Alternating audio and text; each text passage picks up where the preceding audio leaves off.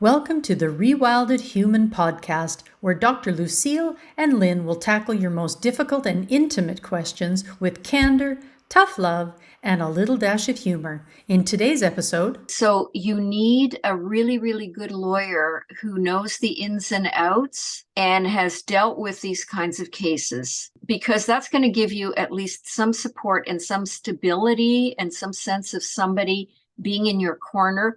She's non-binary, you can't call her a lady. So when they're telling them at work, ladies, you need to do this and this and this and this, she refuses to do it because she's not a lady. And then we need to be catering to them. You're never going to have the best sex of your life if you're not truly deeply in love with somebody who you feel very safe with, that you feel very trusting of.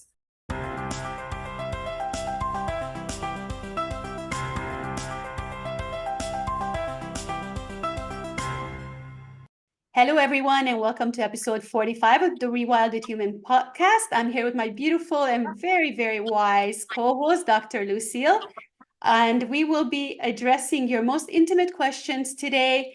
And I just wanted to mention that I'm drinking this beautiful cup of tea with Manuka honey, because sometimes my voice, do you find that, Lucille? Sometimes your voice just starts kind of cracking, or you have to clear your throat. And I find that Manuka honey in tea is working really well. So we are looking for sponsors. And if someone is making Manuka honey and they want to sponsor this podcast, we are very open to this idea. So without wasting any more time, we're going to jump into your questions. My wife of 12 years suddenly kicked me out of the house saying our marriage was over. I was shocked and devastated. I had no idea she felt this way. Things got more painful when I found out she'd been having an affair for a couple of years, and the boyfriend moved in with her the day I left. I have to deal with my own trauma now, but I'm even more concerned about our 3 kids, who are the center of my life.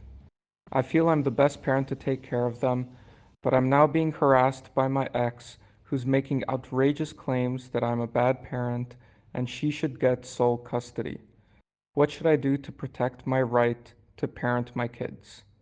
Thank you, John.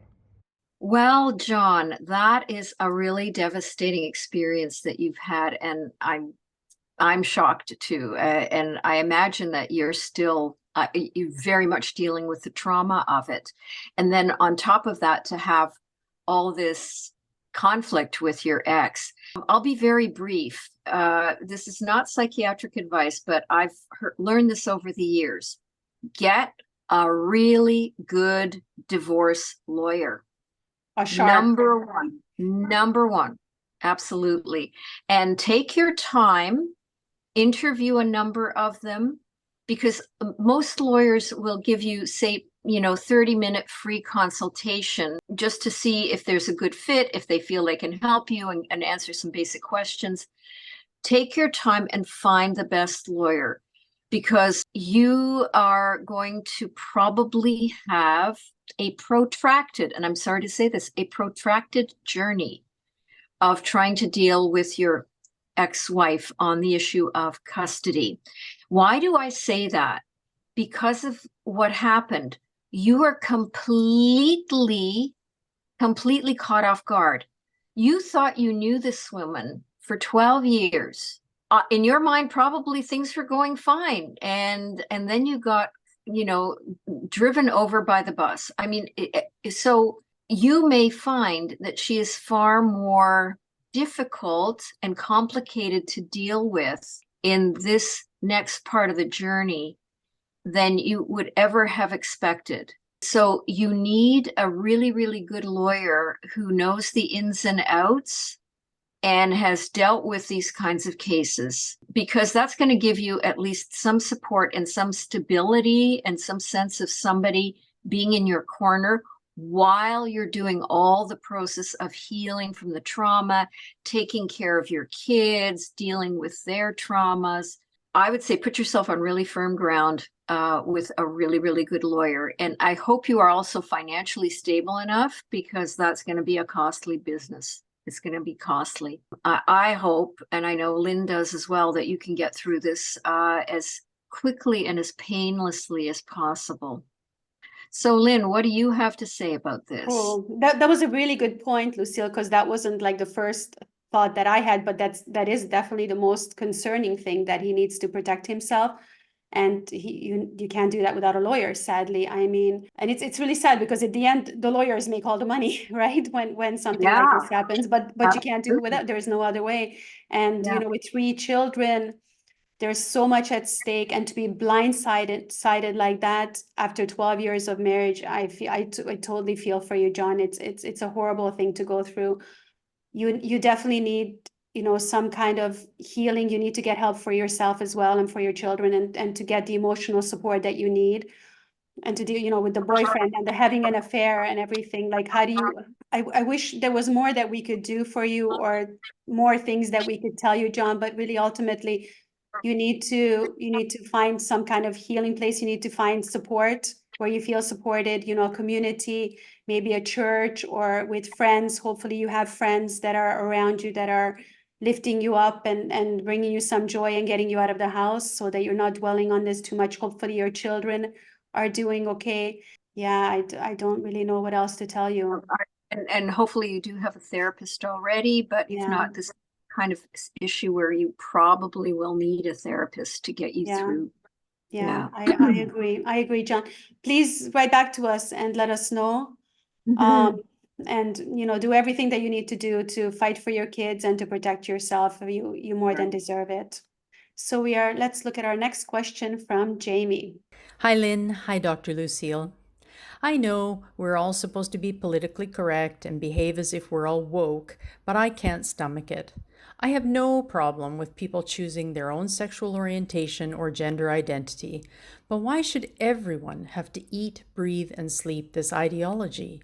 I'm tired of going to the theater and seeing all the old classics I love being changed up to be woke, or going to my yoga class and seeing notices for drag queen yoga.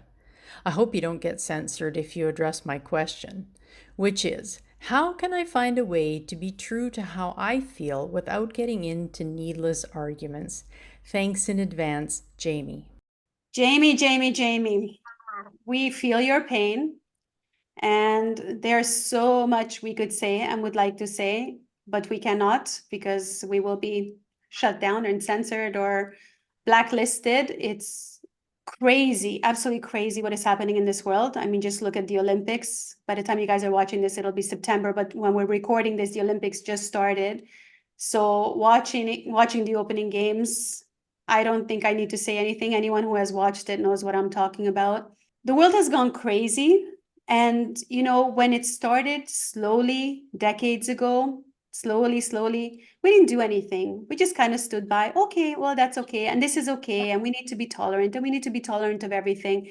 And now we're at a point where we can't say anything, and the world has been taken over by the loonies. And it's a shit show. Can I say shit? We can say shit. It's our podcast, right? And I don't even know where to go from here. I just told my son, he sent me a video similar to this today, and I said, you know what?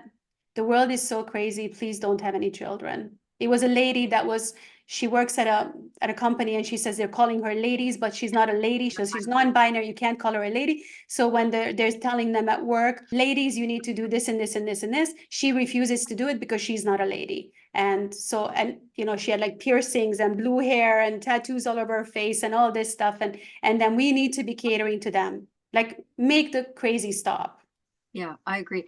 And you know, you make a good point, Jamie, about how it's affecting the culture, the theater, because I have heard from my clients who are, you know, connected to theater and things like that, that a lot of playwrights, a lot of people in theater are also having a huge problem with this, because they cannot write their plays, they cannot direct their plays, they cannot produce their plays without being censored and having this ideology put on them. So they're no longer feeling like they have creative license or creative freedom. They are constricted by an ideology, and it's, you know, and they are really finding it very hard. And the other thing that's happening too is that people are giving up their theater subscriptions in droves, and theaters are really losing a lot of money over this. But unfortunately, because they also get government subsidies, or at least here in Canada they do, they can't say no to their political masters. They have to do what they're told to do. So it is a horrible thing. And I agree with everybody. If you want to be woke, if you really want to be whatever you want to be in terms of your sexual orientation or identity, more power to you. Do whatever you wish. But I really feel that it is so destructive to our society when it's imposed on all of us. I would never go out there and push heterosexuality on everybody. Right? But let's live and let live. Yeah. And just enjoy our lives and live our lives to the fullest. And how to get away with, being truthful to yourself without getting into arguments. Well, a lot of the time it's really just about finding your own tribe, absolutely. finding the people that you can talk to safely about this. I would not engage in arguments with anybody over this. It's pointless and it is just destructive, to be perfectly honest. I mean, if you're pushed in a corner and you have to give your opinion, okay, state your opinion. But I would say just absolutely refuse to argue about it. Try not to make it into a battle, because it will always just extract more of a cost than anything. Find your own people, find your own tribe. For me, Lucille, it's what I try, like the world is so crazy now that the only thing that keeps me sane is stepping back and I'm watching it like a Netflix movie. Like I'm not part of this, like in my reality, this doesn't exist. And of course it was different if I had like a young child and they were bringing naked drag queens, reading them stories at school, then I would be, a dragon. But it's different for me because my son is grown. He's completely awake, not woke, awake. He understands what's going on. And because of that, I can sleep well at night. But that's all I can do, honestly, to keep my sanity. It's a Netflix show. I'm watching it from afar. I don't have anything to do with it. I don't engage with it. Luckily, I'm in Europe and things are not as bad as in North America. I think you guys, in Canada and the US or any of the English-speaking countries are really bad. Here, it's not so bad for the time being, but it's coming. It's a worldwide agenda and it's coming. I mean, back to the Olympics, there was a guy with his penis hanging out at the opening ceremony with little children around, and this is normal. And, we have to celebrate this, and people are clapping. It just blows my mind. But I think, Jamie, the best thing you can do is kind of step back. But, on the other hand, if we don't fight, we don't do anything, where is this going to stop? Like, how much further will this agenda go? I mean, we know about the depopulation and all of this stuff, and them wanting to turn us against each other and the whole transgender movement and everything else, but it's all to infuriate us. But to what point? Well, greater control of the population, a house divided, right? I mean, the Christians, there are 2.2 billion Christians in the world. The opening ceremony of the Olympics, you've got the Last Supper recreated with drag queens, and nobody's saying anything. So I just don't understand. Like if they did that to Muslims, well, all of Paris would be burning right now. So why is it that nobody else is standing up? I just don't understand. I'm not saying that's the solution, but how much further can this go? Like society is just screwed. Like it's just an embarrassment. The whole thing is a freaking embarrassment.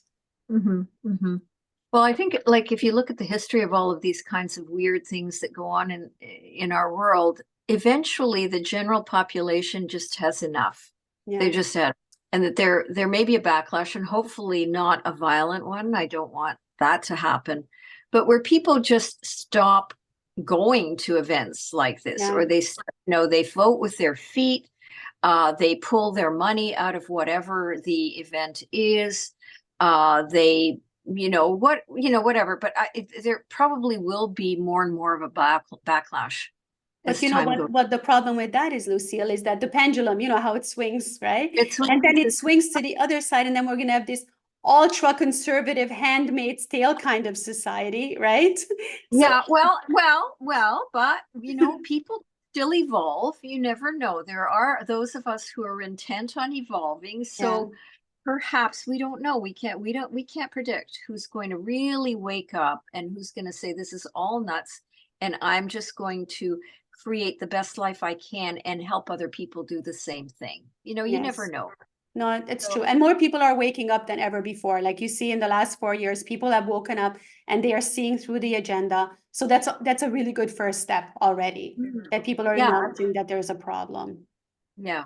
Well, Okay, JP, well, I hope we hope we gave you some good pointers, but find your tribe where you feel comfortable, hang around with people who think like you do.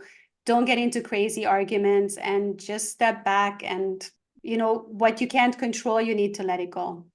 Okay, and we've got the next question from Marilyn. Hi, ladies. I'm in my 50s and have been divorced for 2 years. I recently decided to try dating. A friend of mine encouraged me to have sex early on in the dating process to see if we're sexually compatible. I know the dating scene has changed since I was a teenager, but I'm just not comfortable getting this close so early on. Am I just a prude? Thanks, Marilyn. Well, Marilyn, there is all sorts of completely crazy advice out there about dating, especially if you're middle-aged or older, but even dating in general. And I would say, cut to the chase. No, you're not a prude. I really would not at all endorse this advice, because sexual compatibility is not an isolated thing in a relationship. It is very intimately tied to everything else that develops in a relationship, like love, respect, trust, a sense of just being in love. I mean, and people treat it all like, well, that there's sex and then there's the rest of the relationship. And that's not true at all. You're never going to have the best sex of your life if you're not truly deeply in love with somebody who you feel very safe with, that you feel very trusting of. I think this is a recipe for disaster, to be perfectly honest. And the other thing that I see in people who do make that separation between love and sexuality and compatibility and sexuality is they're very, very naive about how much triggering can happen when you start having a sexual relationship. Like they treat it, a lot of people think about it as, oh, it's just like a meeting of private parts, and it has deep emotional impact, sometimes surprising deep emotional impacts on people that they hadn't realized how emotionally vulnerable they are. And so you can start getting emotionally involved with somebody that you're having sex with, and it stops becoming casual. And all of a sudden, expectations develop, insecurities happen. You may bring up traumas from old relationships, insecurities, wanting the exclusivity before you even know the person, feeling abandoned and rejected if they don't call you back, and all sorts of things. So I would say, no, not at all. I think that you have every right to feel uncomfortable getting close too soon. This is not being prudish. This is being wise. And it's about a healthy level of protecting yourself. So anyway, what do you think, Lynn? No, I agree with you completely, Lucille. I'm on the same page as you when it comes to that. What I would add is, I don't know, have you heard of this before, Lucille? I just heard this recently in a show. I don't know if this is a thing, but what they recommend when you come out of a relationship is this 10 body count. Like you need to sleep with 10 people to get over that person. I know it's ridiculous, absolutely ridiculous. And I'm sure people are actually doing this.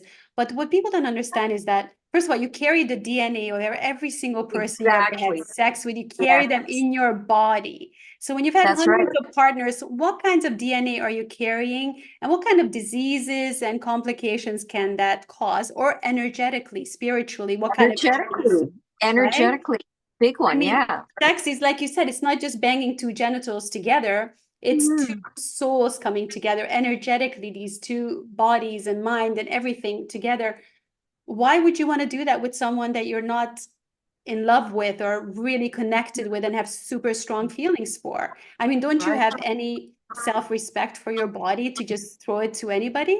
I don't understand that.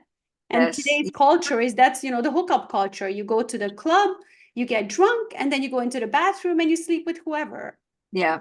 I mean, Exactly. Marilyn, you know, you are our generation, so I'm sure that is not, you know, that's not how what you see as normal as the young kids today. Not all of them, but you know, it's quite common. So I would say definitely don't do anything that you are not comfortable with. Wait for the right guy. There's no hurry at all. Watch our previous episode about self-gratification, about masturbating and everything. It's really important to keep the hormones going and to keep that sexual desire alive while you're waiting for the next person, right? For the next level of your life. Because I do see that happening with women a lot. They get divorced and then they're shut down for business and everything just kind of dies inside and they Yeah. lose the desire completely. And once you lose the desire, you're not producing the hormones anymore and the pheromones, and you're not attracting that mate anymore because you don't have that sexual energy anymore. So I think it's really important to keep that sexual energy going, even when you don't have a partner. Yeah, totally agree. Absolutely. So do check out that previous episode, Marilyn. I think you'll enjoy that one. Before we jump on to the next question, our last one, guys, if you're enjoying this episode, please subscribe, because a lot of you guys are watching but not subscribing, and that's not okay. So make sure you subscribe and hit the little bell also, the notifications, because we have a new episode every Thursday and you don't want to miss that. So we're on to the last question from Samantha. Dear Dr. Lynn and Dr. Lucille, I have had digestive issues all my life, but in the last 5 years, it's become extreme to the point where I've lost too much weight and I am in pain most of the time. I've gone to many specialists and they differ on what the diagnosis is, but most say it's Crohn's. I did go for surgery and had part of my small intestine removed, as most of them advised, but I am still having problems. I really think I've been misdiagnosed. What should I do? Thanks for your help, Samantha. Samantha, thank you so much for your question. We are sorry to hear about the difficult issues that you are dealing with, especially for, 5 years. That's a very long time to be in pain and to be uncomfortable. Sorry to also hear about your surgery and that it didn't bring you any kind of relief. It's very difficult with Crohn's, with digestive issues and everything. Things often get misdiagnosed. And, doctors are just so good at cutting out body parts, right? I mean, oh, look, this is inflamed. Let's cut it out, throw it away. Didn't help. I don't know. What else can we do? Let's throw some medications at her. I think the first thing would be, if you've been misdiagnosed, you feel like you've been misdiagnosed, and you've probably seen several different doctors, you really need to get to the root of the problem and find out what is causing your issues. Maybe it's better to search for a naturopathic doctor or a functional doctor, someone else outside of the regular allopathic medical system that can actually do different kinds of testing on you and find the root of your problem, that can address your diet, that can address your lifestyle. It can be so many different issues. And I mean, everything begins in our gut. It all starts from there.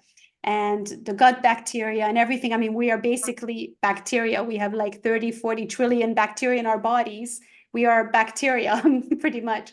So there are so many things to address, but until you get to the root of your problem, until you find out what even the diagnosis is not that important as what is causing your problems, because Crohn's and Alzheimer's, a lot of these things are just, we take a cluster of symptoms and then we throw a label on it. Yeah. And they actually Yes. manifest very differently for different people and different parts of the body and everything. So the diagnosis is not as important as what is causing it and what the solution can be. So I think if you find the right practitioner who can find the issues and give you the solutions, I think that's the best course of action from my side. Dr. Lucille, what would you advise?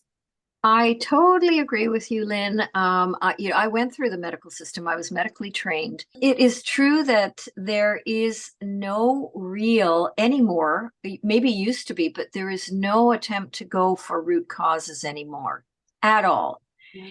And you're absolutely right. People get a diagnosis, but what is a diagnosis? Crohn's is just if you read the definition of Crohn's, it's just a list of symptoms. Exactly. It has nothing to do with what causes Crohn's. Yeah. There are vast limitations in terms of how the mainstream medical system deals with a lot of physical and mental issues. It is going after the symptoms. It's not turning around the root causes. So Lynn is absolutely right. I would suggest, as she did, that you find somebody who's more holistically oriented and does go after root causes. And you'd be hard pressed to find that in the medical system. You do have to go to an integrative medical specialist, functional medicine specialist, naturopath, etc. But don't stop. Do not stop pursuing the truth for yourself, because I've had many clients who've had chronic illnesses for many, many years. Were not getting better, and eventually they became specialists in their own condition and finally put together the healthcare team and whatever they needed. They finally did it, and it could take a long period of time, but at least once you address the root causes, you don't know how much life you've just given to yourself. You know, good quality life. Absolutely. So Samantha, you know, I'm sure I speak for Lynn when I say we really are rooting for you, and hopefully you will heal from this. But go with your gut. Go with your gut. Good one. Yes. Go with your gut, your intuition, your inner wisdom, and find what you need. Okay. Absolutely. Best of luck to you, Samantha. We wish you quick healing. Right. Okay, guys. Well, that brings us to the end of episode 45. Thank you so much for sticking with us. And like I mentioned earlier, don't forget to like, subscribe, and hit the little bell notifications. And please share this episode with someone that you think might help. And thank you, guys. Thank you, Dr. Lucille. And we'll see you guys in the next episode. Okay. Bye-bye, everyone. Bye.